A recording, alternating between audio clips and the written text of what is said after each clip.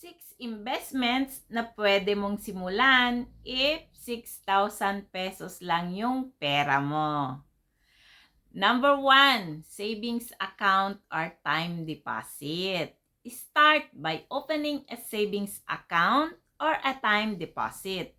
While it won't make you rich overnight, it's a safe way to preserve your capital and earn a little interest. Number 2, mutual funds. Consider investing in mutual funds. These are professionally managed investment pools where your money is combined with that of other investors.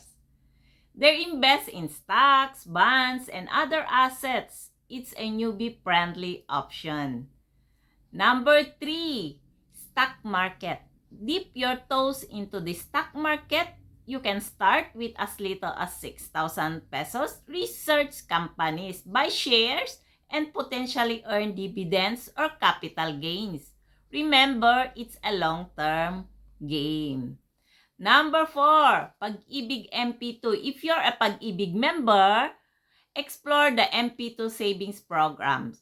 It's offer higher returns than regular savings accounts. Plus, it's backed up by the government.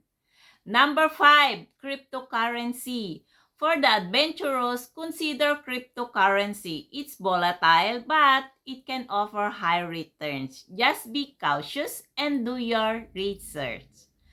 Number 6, learn a new skill. Invest in yourself.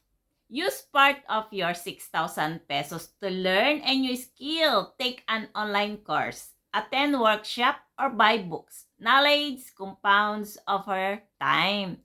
If sa tingin mo ready ka na mag-invest in any of these 6 investment option I mentioned, you can have a free consultation with me.